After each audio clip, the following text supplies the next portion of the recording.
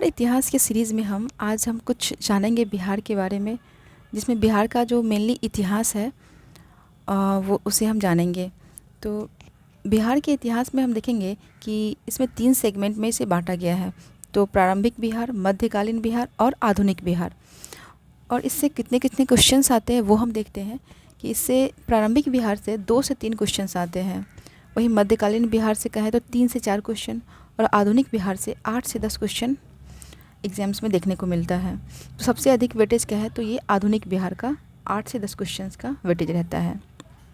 इसी सीरीज़ में हम देखेंगे कि कौन-कौन सी जगह जो है बिहार में पाषाणकालीन बिहार में जो है ना, कौन-कौन सी जगह बिलॉन्ग करते हैं बिहार में 9 पाषाणकालीन बिहार से। मेनली तो वही है, क्योंकि ये पूरा पाषाण और मध्य पाषाणकालीन बिहार जो मेनली माउंटेनियस एरिया में है, लेकिन जो 9 पाषाणकालीन बिहार है वो किन-किन एरियाज़ में है, मुख्यतः वही उसी पे फोकस करेंगे। तो इस बिहार के इतिहास की सीरीज़ को आगे बढ़ाते हुए हम देखते हैं कि कुछ वर्क्स पे फोकस कर लेते हैं। कि कहा गया है महात्मा गांधी के द्वारा कि the future depends on what you do today, यानी कि जो आज आप करते हो उस पे ही हमारा भविष्य निर्भर करता है। इसलिए हम छोटे-छोटे टारगेटेड बना के हमें रोज़ कुछ ना कुछ अपने गोल को कंप्लीट करना चाहिए। जो भी टारगेट हमने बनाया है उसे थोड़े-थोड़े करके हमें कंप्लीट करना चाहिए। उसी पे हमारा आगे का एग्ज़ाम्स जो है डिपेंड करेगा कि वो कैसा जाएगा। चलिए ये स्टार्ट करते हैं।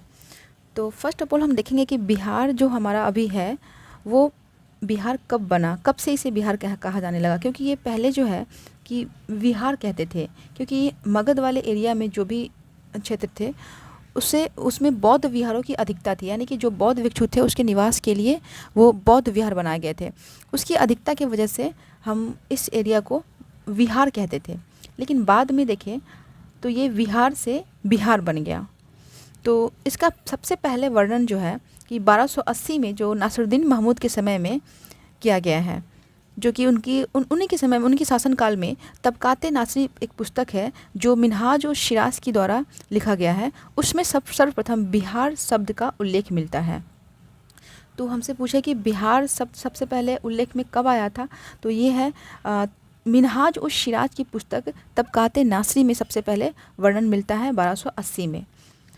वहीं देखिए तो इसे बिहार को विहार पहले क्यों कहा जाता था, बौद्ध भिक्षुओं के निवास स्थान अधिकता के कारण इसे विहार कहा जाता था।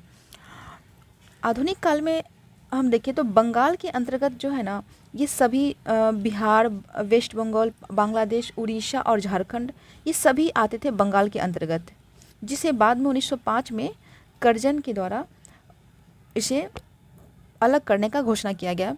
बंगाल को बांटने का घोषणा किया गया, जिसमें कि बिहार, उड़ीसा और झारखंड, ये तीनों है, जो कि बाद में अलग अलग फिर धीरे धीरे अलग हो जाते हैं। तो ये सभी पहले इकट्ठे थे। तो 1905 में कर्जन ने घोषणा किया था, जो कि बाद में फिर उसे रद्द कर दिया गया। फिर फाइनली देखिए तो लॉर्ड हार्डिंग के द्वारा 22 मार्च 1912 को बिहार के अलग करने का घोषणा किया गया था कि फाइनली बिहार का फॉर्मेशन होगा।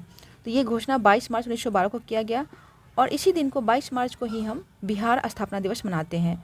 और बिहार जल दिवस भी 22 मार्च को ही मनाया जाता है। तो लेकिन इसका जो स्थापना हुआ था, प्रॉपर फंक्शन में आया था बिहार राज्य, तो वो 1 अप्रैल 1912 को प्रॉपर फंक्शन में आ गया था। सभी राजकाज के जितने भी कार्य होते हैं वो 1 अप्रैल 1912 से फंक्शन में आ गया।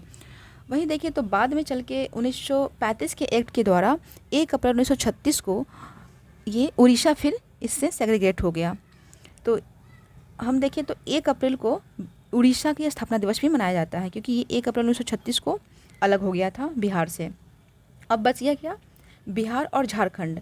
तो फिर बाद में 15 नवंबर 2000 को देखें तो बिहार से झारखंड अलग हो गया। जो कि वर्तमान में बिहार है उसका यही स्वरूप है कि वो 15 नवंबर 2000 से इसका वर्तमान स्वरूप में है।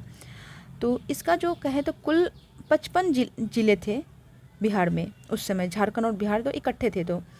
तो 37 जिलों के साथ बिहार अलग हो गया और 18 जिलों के साथ झारखंड अलग हो गया। उस समय कुल एक्वायर्ड एरिया था जिसमें कि 54% एरिया बिहार को मिला, कहीं ना कहीं ज़्यादा था 4%, और झारखंड को 46% क्षेत्र मिला था।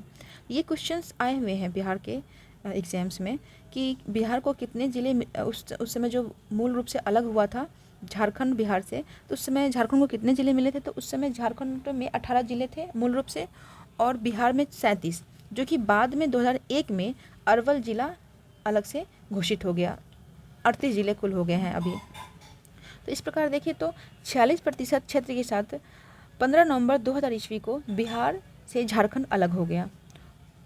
ये झारखंड जो है काफ़ी मिनरल रिच स्टेट है, और बिहार में मिनरल्स की बहुत ही कमी है।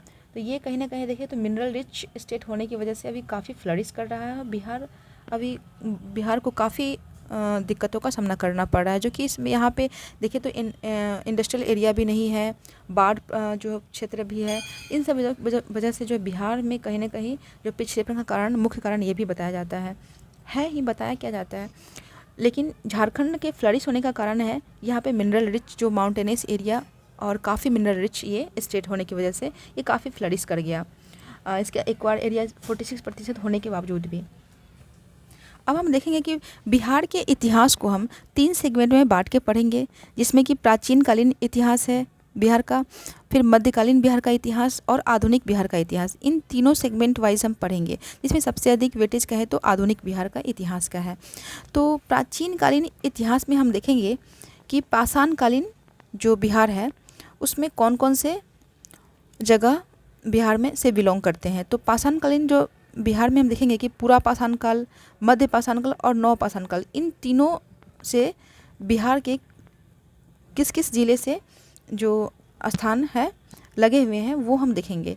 तो पाषाण कालीन में देखें तो पूरा पाषाण काल और मध्य पाषाण काल, ये दोनों जो क्षेत्र है माउंटेनियस एरिया में मैक्सिमम क्षेत्र है, जो कि मुंगेर, नालंदा, कैमूर, इन सब जो क्षेत्रों में ये गुफा और चित्रकारी के रूप में ये चीज़ सामने आया है कि खास ज़्यादातर इसमें पूरा पाषाण और मध्य पाषाण काल से जो संबंधित जो स्थल नहीं मिले हैं।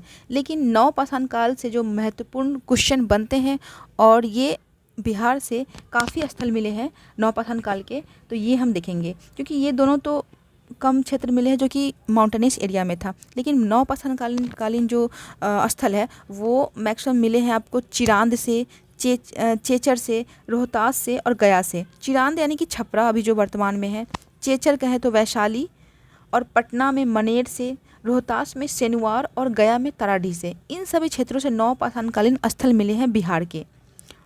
तो ये मुख्य रूप से हम देखेंगे। तो इन स्थानों पे हम नेक्स्ट में चर्चा करेंगे, और फिर मध्यकालीन और आधुनिक बिहार के भी बारे में नेक्स्ट सीरीज में हम देखेंगे।